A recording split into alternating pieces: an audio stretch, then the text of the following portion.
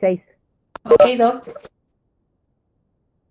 Bueno, La ayudante alumna está con vos para decirle que vaya tomando entonces datos de los alumnos que están presentes.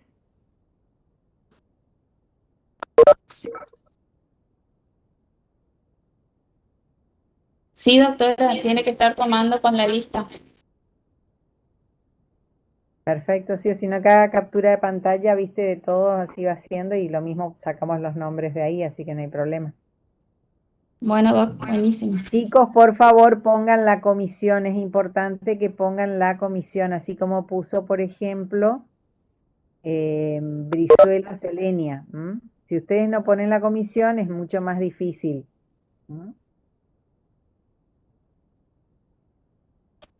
Comenzamos Con los los documentos cero. también. Sí, pero con la comisión y el nombre completo de ustedes es suficiente. Bueno, profe. Cuando quiera, doctora Navarro, puede comenzar, ¿eh? Bueno, Doc, muchas gracias. Bueno, buenas tardes a todos.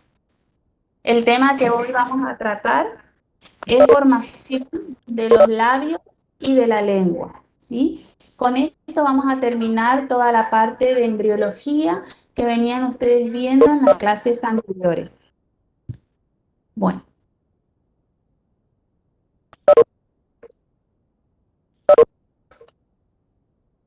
entonces, vamos a recordar los labios. ¿Qué son los labios? Los labios son estructuras histomorfofuncionales que constituyen la pared anterior de la cavidad bucal, ¿sí? Y la podemos dividir en labio superior y en labio inferior, ¿sí? Y de esta manera, desde el punto de vista histológico, podemos decir que son estructuras fibromusculares recubiertas por piel y por mucosa.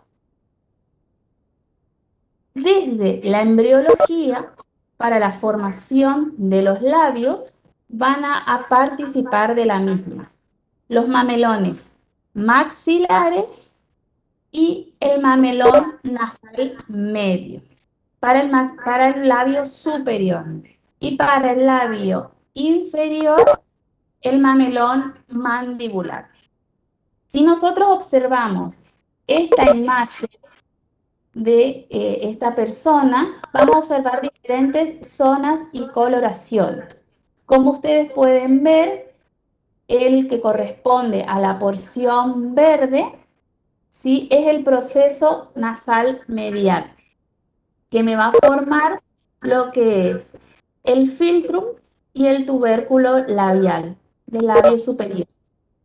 Y el mamelón maxilar superior me va a constituir lo que es el resto del labio superior. Mientras que el mamelón mandibular va a participar de la formación del labio inferior. Es importante aclarar que el mamelón nasal externo no participa del desarrollo de formación de los labios. ¿Estamos? Entonces no se pueden confundir. Si ustedes ven esta imagen, el proceso nasal lateral que corresponde al mamelón nasal externo solo encontramos en la parte del ala de la nariz.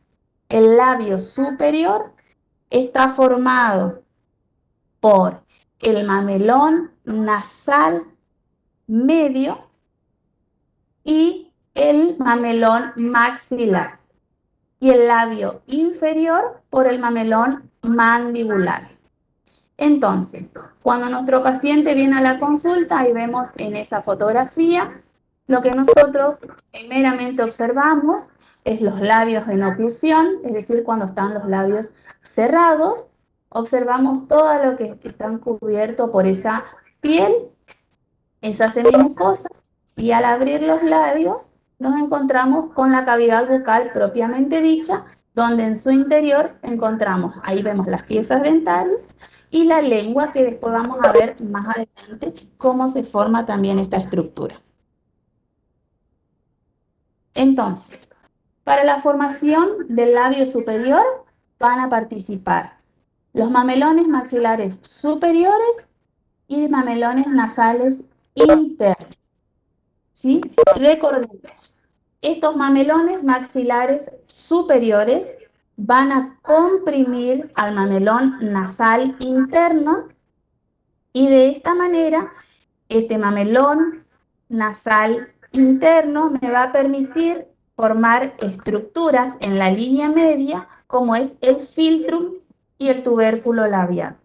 Esto aproximadamente se inicia alrededor de la sexta semana de vida intrauterina. Acá Profesora, en estos disculpe que gráficos, me interrumpa. ¿sí? ¿Será que ¿Sí? podría volver a repetir eso, por favor? Sí, lo vuelvo a repetir, no se preocupen. Para el labio superior, para la formación del labio superior, van a participar el mamelón maxilar superior con los mamelones nasales internos. ¿Qué va a pasar?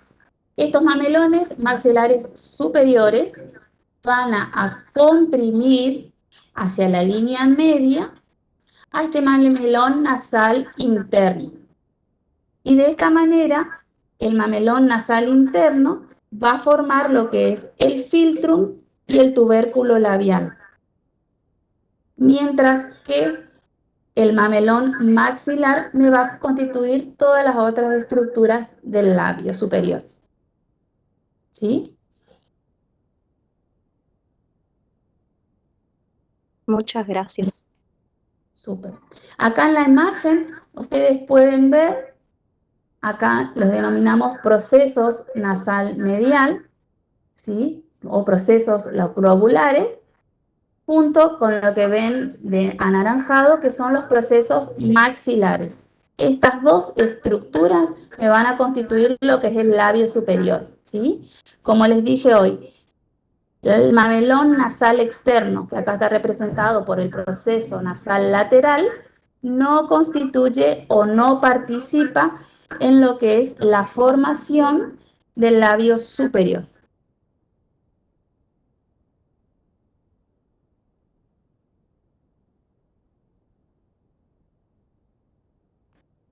En este preparado histológico, ustedes pueden observar una formación del labio superior. Es un preparado que corresponde a un embrión de rata, teñido con hematoxilina eosina y azul de alciano, ¿sí? Donde se puede observar en la línea media el mamelón nasal medio, ¿sí? Representado por la letra N, y a los extremos los mamelones maxilares. Ustedes ven cómo se va formando este proceso de unión entre estos mamelones. ¿Sí? ¿Se puede interpretar la imagen?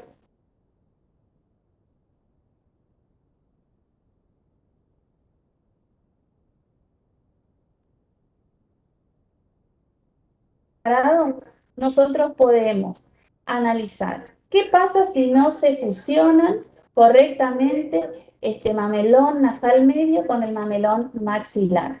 Podemos tener un paciente que el día de mañana presente ciertas anomalías, como ser fisura labial, fisura labio-alveolar, labio-palatina o los conocidos FLAP, que son fisuras labio-alveolo-palatinas.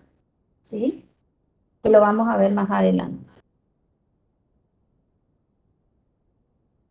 Ahora bien, en la formación del labio inferior se va a dar por la fusión de los mamelones mandibulares. ¿Sí? Podemos observar en este caso de color amarillo esa prominencia mandibular. Como ustedes pueden ver, en el labio superior también está representado el mamelón maxilar de color azul, como les denomina acá, prominencia maxilar. Y acá que vemos el filtrum y el tubérculo labial representado por lo que son los mamelones nasales medios, ¿sí? Bien. Acá podemos aclarar también que en la formación del labio inferior se da por la fusión de los mamelones mandibulares. La alteración que nosotros podemos encontrar ahí es la falta de fusión a nivel sinficial. Es muy rara, pero se puede dar, ¿sí? Por ahí está representado a nivel de piel como un hundimiento, como un surquito, o también puede estar representado solamente a nivel óseo. O también podemos encontrar fisuras en el labio, ¿sí? Y esa fisura se va a llamar fisura labio-mandibular o fisura mandibular. Otro dato importante también que tienen que tener en cuenta cuando estudian la formación de los labios es que alrededor de la 8ª semana de vida intrauterina, ¿no es cierto?, la cara ya tiene ese aspecto humano. Entonces, estos maxilares, estos mamelones maxilares y mandibulares, recuerden que están formados por mesénquima.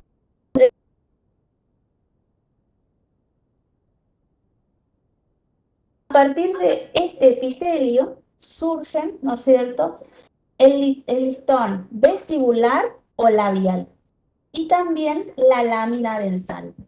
Ese listón vestibular o lámina labial, o también llamado listón vestíbulo alveolar, va a ser una proliferación celular, ¿sí?, epitelial, que después va a constituir lo que es el surco vestibular, separando de esta manera los labios del reborde alveolar y las encías, ¿sí? ¿Por qué se produce esa desintegración, esa degradación de esas células epiteliales y queda conformado el surco vestibular? Eso se da porque las células que constituyen, o las células centrales de ese epitelio, de esa lámina vestibular, labial o vestíbulo alveolar,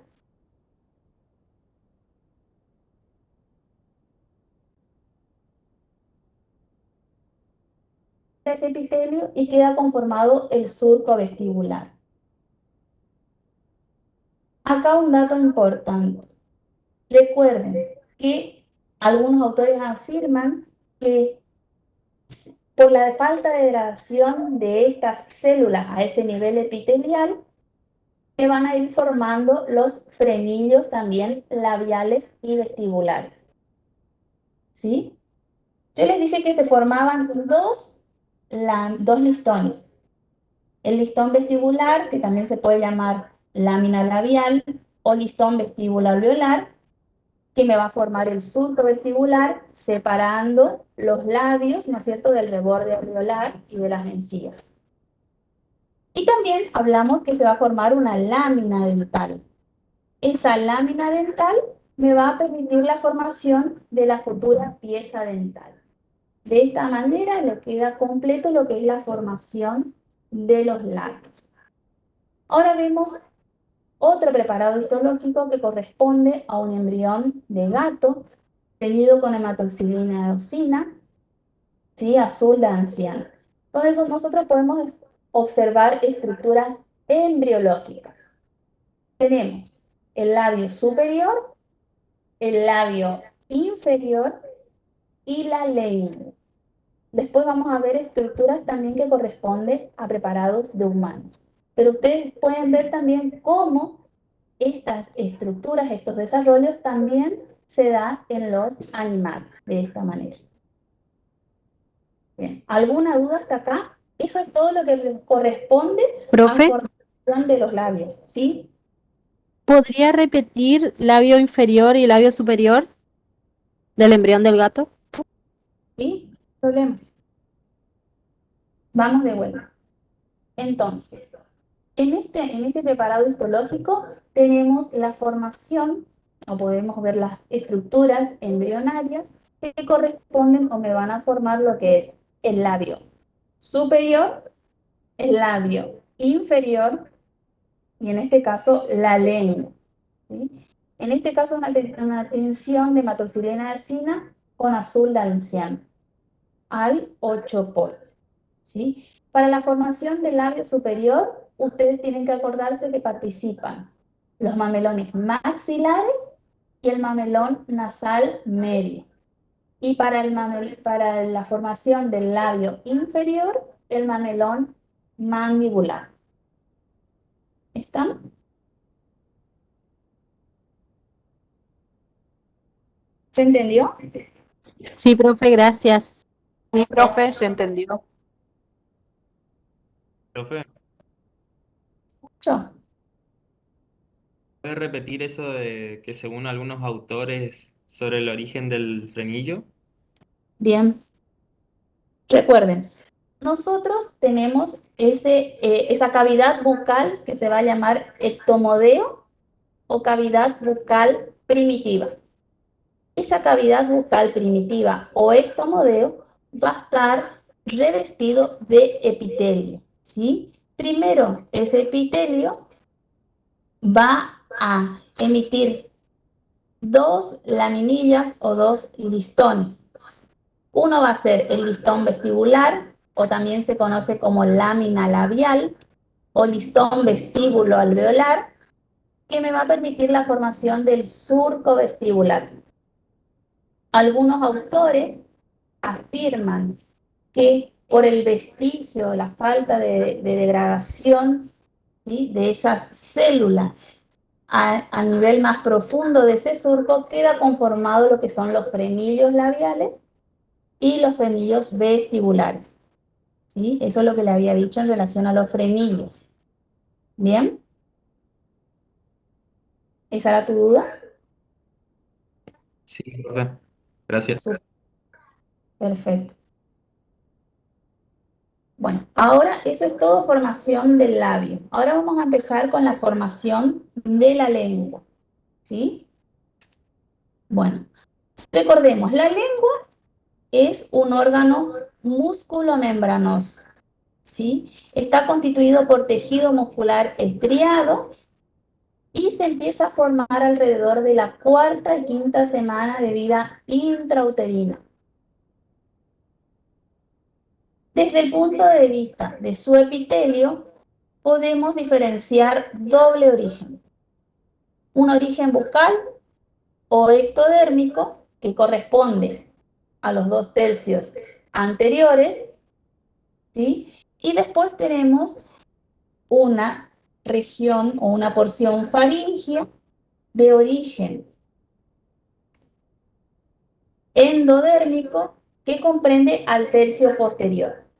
Le voy hablando despacito, tranquila, para que ustedes vayan anotando y me vayan haciendo todas las preguntas que quieran. A mí no me molesta, ¿sí? Bien, entonces, ¿en qué semana empieza la formación de la lengua? Alrededor de la cuarta y quinta semana de vida intrauterina, ¿sí? Bueno, y para estudiar lo que es la formación de la lengua, vamos a analizar lo que es su origen bucal y de su porción bucal y de su porción faríngea.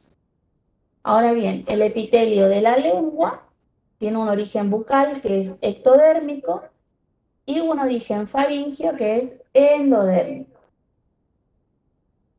Ahora tenemos varias imágenes, ¿no es cierto? Vemos cómo esta lengua también, una vez que el niño nace, va a crecer, va a sufrir, digamos, ese crecimiento a lo largo de toda nuestra vida. Algunos autores afirman también que la forma o la morfología va a estar en relación también con la disposición de las piezas dentarias. Acuérdense que nosotros podemos, los pacientes que son portadores de prótesis, de lo que son piezas dentarias naturales. Entonces, el órgano lingual es un órgano muy importante que sí debe ser analizado y observado por todos los odontólogos. Como ustedes ven acá, tenemos en esta primera imagen, vemos la cara dorsal de la lengua y el borde de la lengua. Hay que analizar mucho el borde de la lengua porque ahí se alojan algunas alteraciones siempre en la lengua, ¿sí?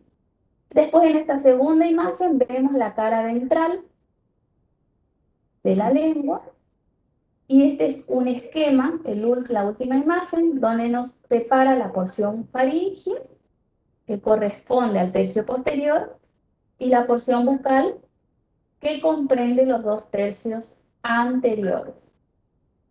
¿Estamos? Ahora vamos a ir por cada una de las porciones. En relación a la porción bucal, va a estar en relación o se va a formar a partir de lo que es el primer arco branquial. ¿Qué pasa? En la cara ventral del arco mandibular se produce una proliferación celular del mesénquimo y van a aparecer estas estructuras: el tubérculo lingual lateral y el tubérculo impar de His. ¿Sí? Se inicia, como les dije, esta proliferación celular en la porción ventral del arco mandibular. Y vamos a observar estos 3 abultamientos. 2 que corresponden a las protuberancias o tubérculos linguales laterales, como les dice ahí, y otra protuberancia que corresponde al tubérculo impar de His. Acuérdense que estas estructuras están revestidas por epitelio ectodérmico. Después, ¿qué pasa con estas estructuras?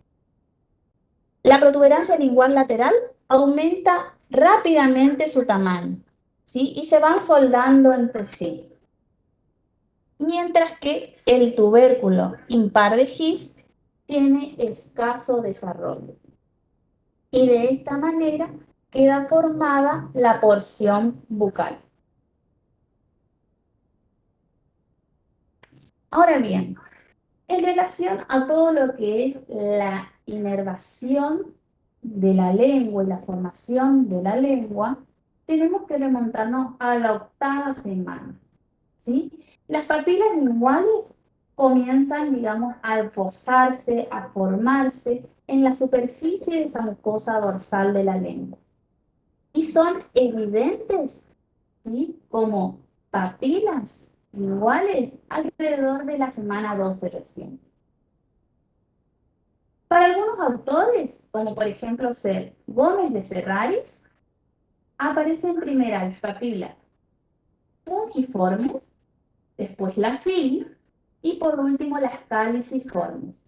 Mientras que si ustedes leen el autor Abramovich, va a decirnos que primero aparece la fungi, luego las cali y por último las fili. Mientras que otros autores también citan que primero aparecen las papilas caliciformes, después las foliadas, después las fungiformes y por último las filiformes. Pero en lo que todos coinciden es que los compúsculos o botones gustativos aparecen en relación con la función nerviosa, ¿sí? Eso es lo que tienen que saber. ¿Aproximadamente en qué semana? En la semana 20. Y ahí podemos hablar un poco de lo que es la inervación de la lengua, ¿sí? Para la inervación de la lengua, tenemos que tener en relación con los arcos branquiales que intervienen en la formación de la lengua. La porción mucosa anterior, recordemos que está inervada por el 5º par craneal, que es el trigémino. Y las ramas que vienen del mesodermo del 2º arco, como ser la cuerda del tímpano y la rama facial. Y la parte posterior, ¿sí?, está inervada por el faríngeo, por el laringio superior, la rama del neurogástrico, que corresponde justamente a la parte caudal de esa lengua. Entonces ahí también hay autores que afirman que todo el desarrollo nervioso está en relación con lo que son los botones gustativos de la lengua y también en relación a lo que es la formación de las papilas. También si siguen leyendo y estudian diferentes autores, les van a decir que el músculo de la lengua probablemente tenga diferenciación in situ, es decir, que las células se van a diferenciar en el mesénquima de los arcos branquiales. Es decir, que se originan a partir de los mioblastos que proceden de las somitas occipitales, pero en ese lugar de los arcos branquiales. Estos mioblastos, que van a ser las células formadoras, ¿sí?, a la microscopía podemos observar con pequeñas estriaciones transversales. ¿Por qué? Porque hay abundantes inclusiones de glucógeno. También, si vamos a analizar todo lo que es esta octava semana, es importante señalar que las glándulas linguales también inician su proceso de diferenciación morfológica y funcional en la octava semana, al igual que la parte linfoide, es decir, el tejido linfático. ¿Se entendió más o menos esta relación de lo que es el nervio, los botones gustativos, las papilas linguales? ¿Alguna pregunta hasta acá?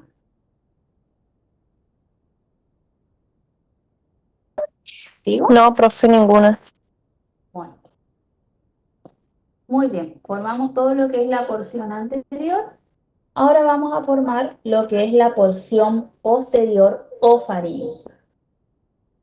Durante la quinta semana, ¿sí?, aparece una elevación, una proliferación que va a corresponder a la cúpula.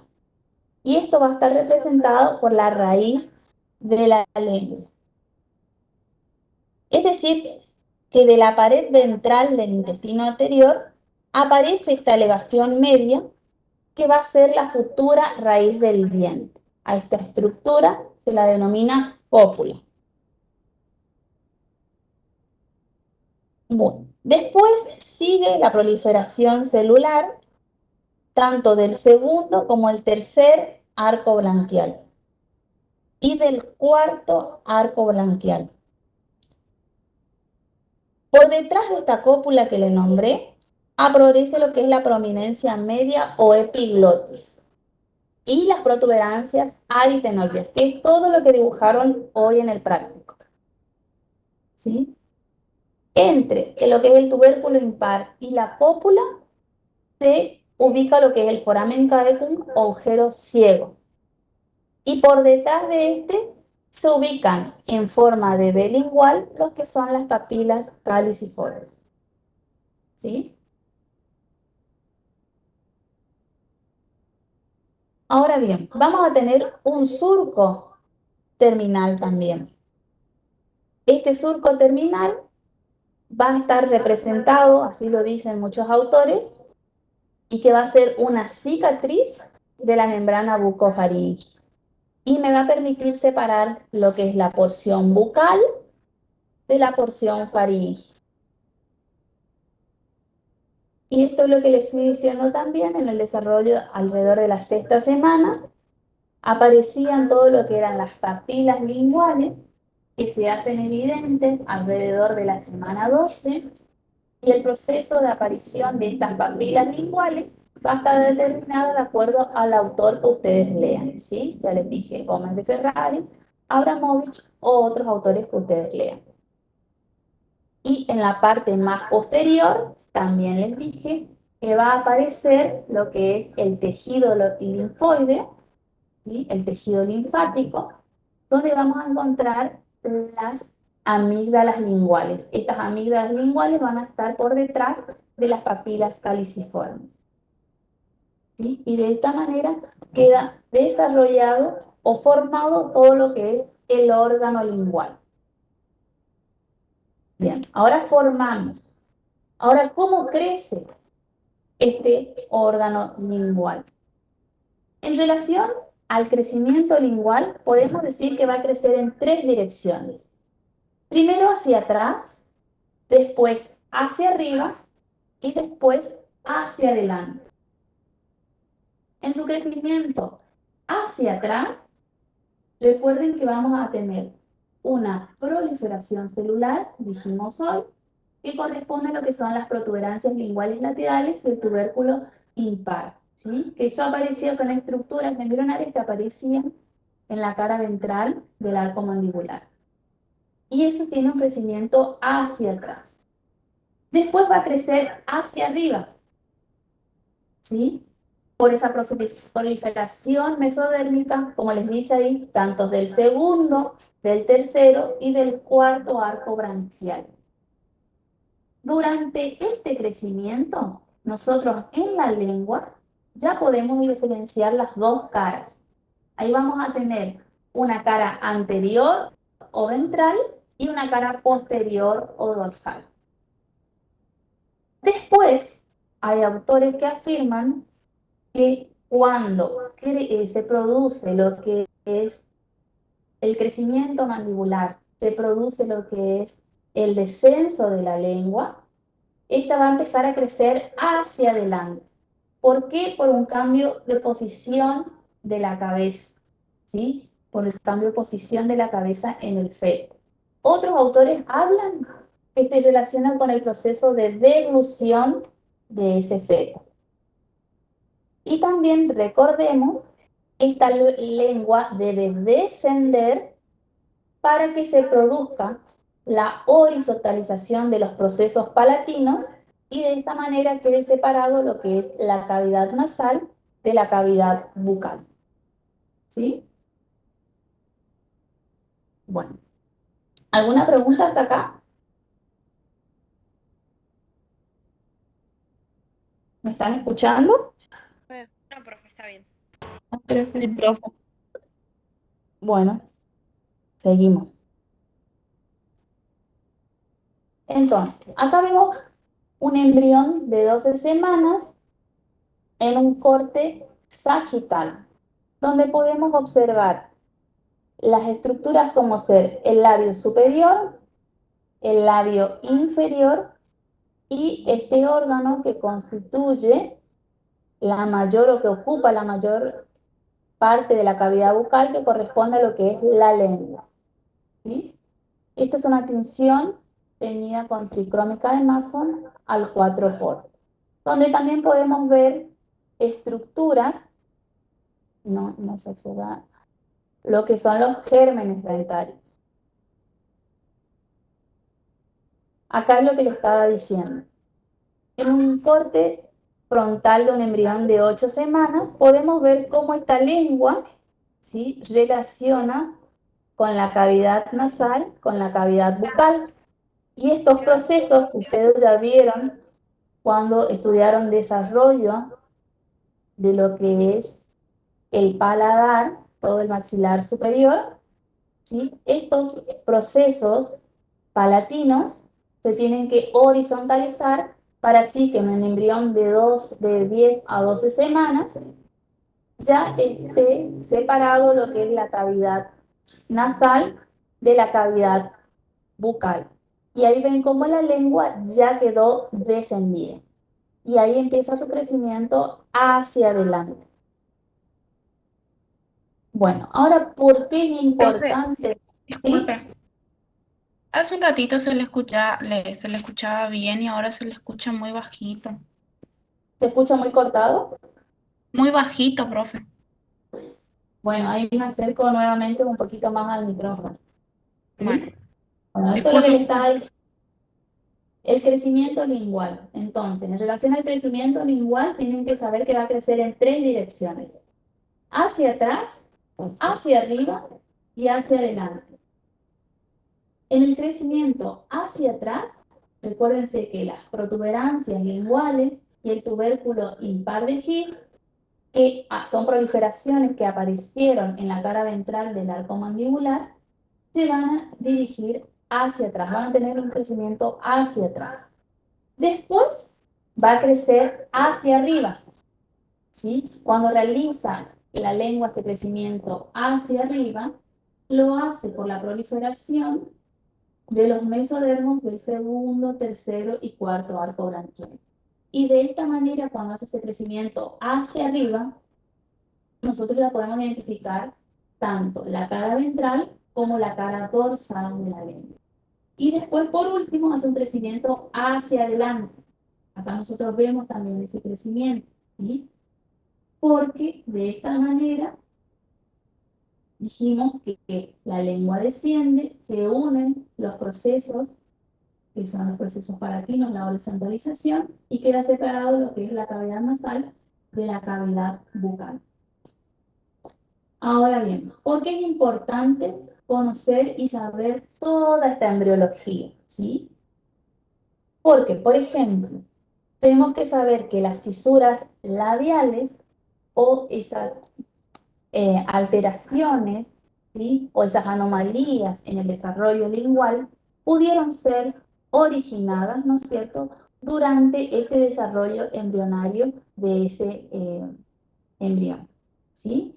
Porque no se produjo la soldadura o hubo la falta de unión de esos mamelones maxilares superiores, ¿sí?, con el mamelón nasal medio, ¿sí? Eso para el labio superior. Y para el labio inferior, ustedes saben que van a ser la falta de fusión de los mamelones mandibulares, ¿sí?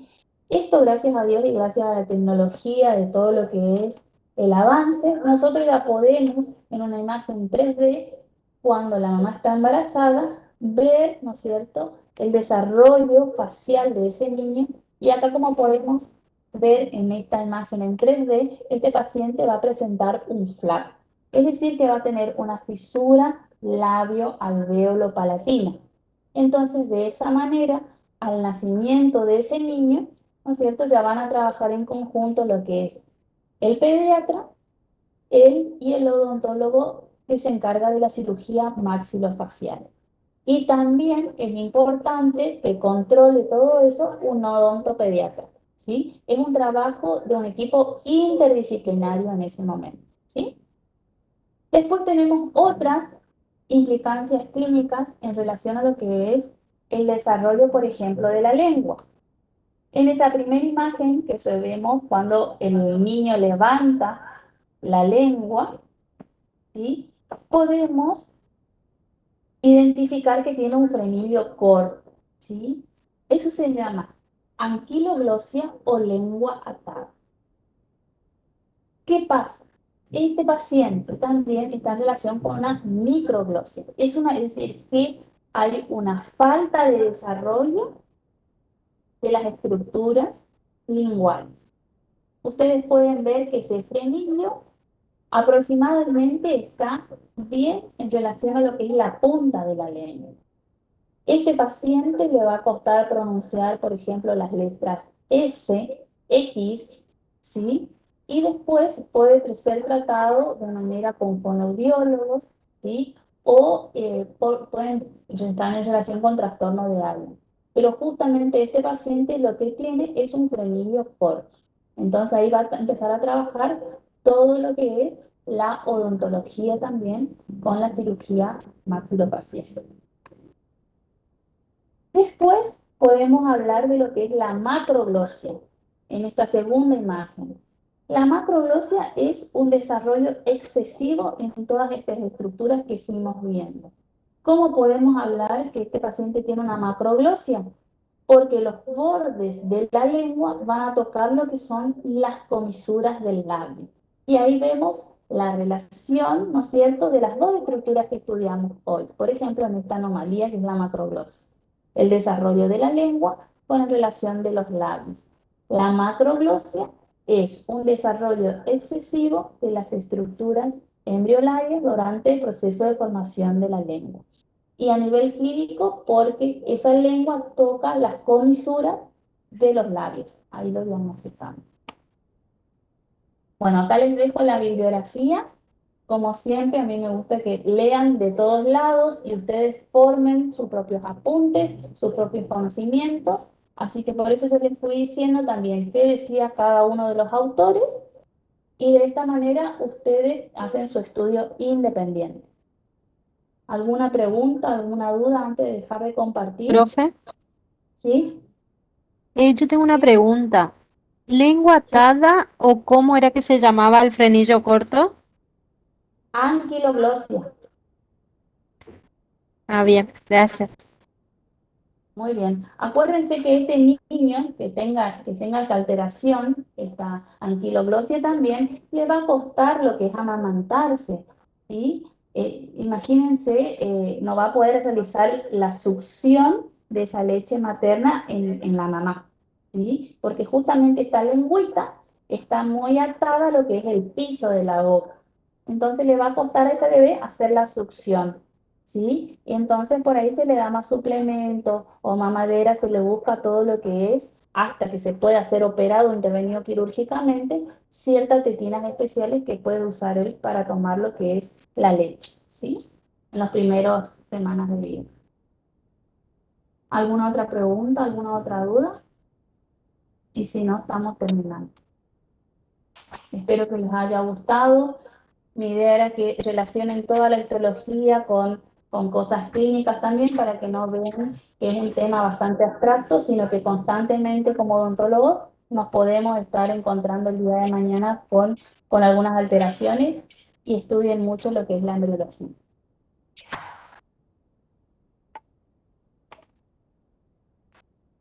Bueno.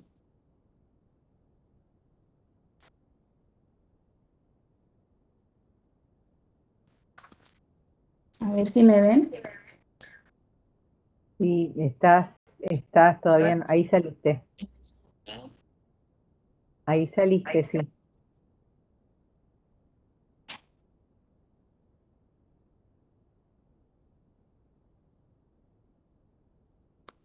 Jessica, ¿Y doctora me ve?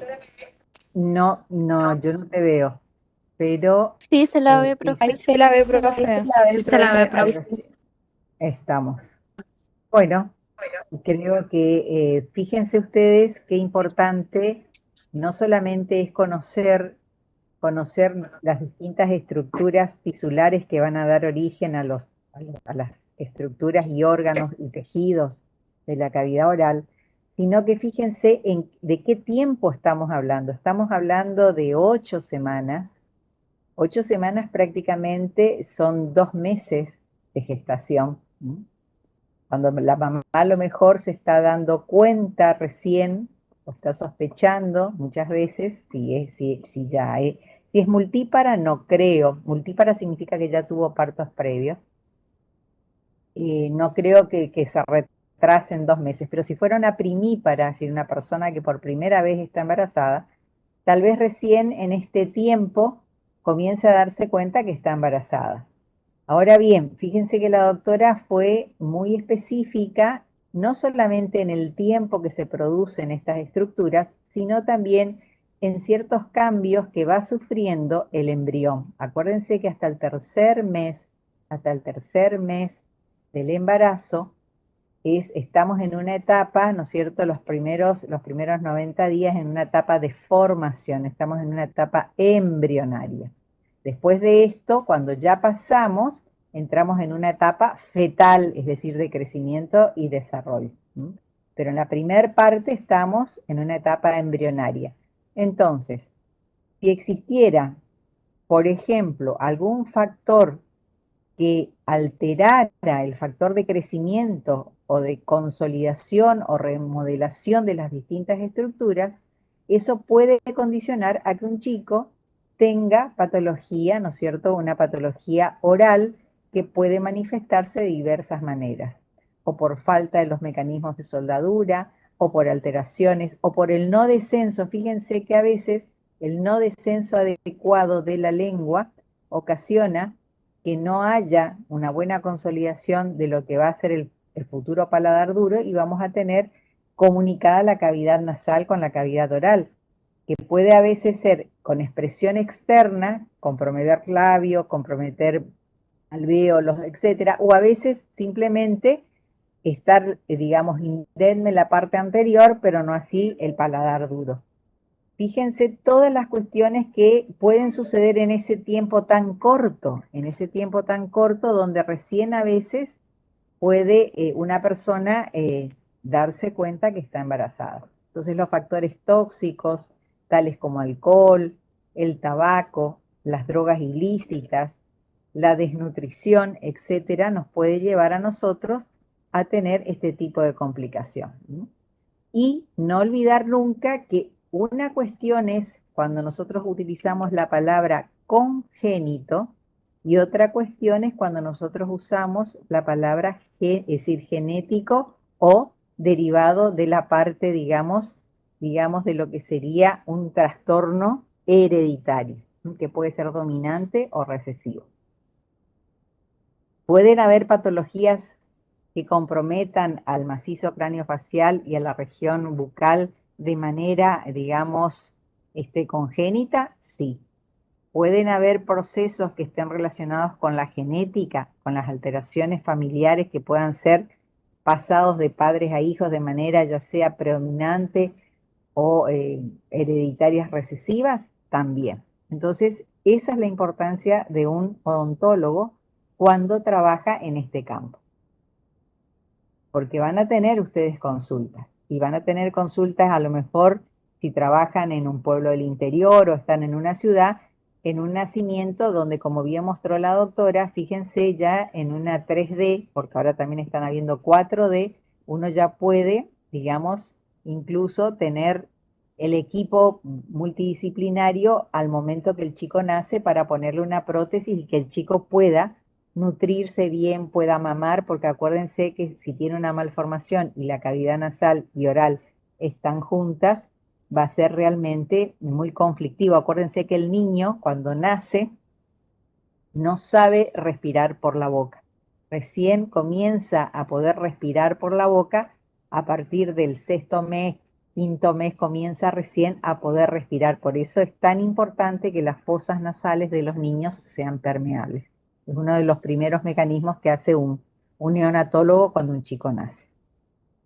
Van integrando, van viendo cómo la doctora habló de anatomía, habló de cuestiones físico-químicas, habló de factores de modulación de crecimiento. Miren ustedes cómo se van, digamos, encastrando todas las áreas temáticas del módulo de morfofunción. ¿Alguna pregunta?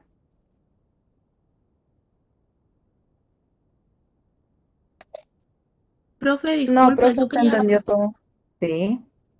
yo quería avisarle que en la conferencia tuve problemas de conectividad y se me salía y entraba cada rato. Si no Bueno, hay problema. ¿qué comisión es usted? Soy comisión 4. Comisión 4. Comisión 4 es con la doctora Falcón. ¿La doctora Falcón es su jefe de trabajos prácticos? Doctora. Sí, profe. Ujú. Perfecto, perfecto. Sí, Bueno, profe. ¿queda Había- alguna pregunta más para la doctora Navarro? Bueno, entonces, acuérdense, a partir de las 19 horas, perdón, tienen el cuestionario formativo y acuerden que acá ya comenzamos a lo que sería el preparcial. Tenemos 2 actividades importantísimas de recuperación de saberes y después tendríamos el parcial. El parcial tiene las 4 áreas que ustedes están desarrollando de lunes a miércoles, van a estar integrados en un solo parcial. Así que bueno. Nos vemos entonces, que tengan Profe, buenas tardes. ¿Sí? presencial vamos a tener una clase, un encuentro, ¿no es cierto? Ustedes van a tener a lo largo del año, acuérdense que nosotros somos una asignatura de cursado anual, así que no solamente van a tener una actividad presencial, van a tener 3 actividades presenciales, más una 4ª para aquellos alumnos que estén con problemas, digamos que eso ya va a ser al fin de cursado, con problemas probablemente en su regularización, etcétera, etcétera. Así que vamos a tener reuniones presenciales. Profe, Usted, disculpe. sí. Yo quería avisarle que sí estuve en la clase, sería, pero se me salía y entraba.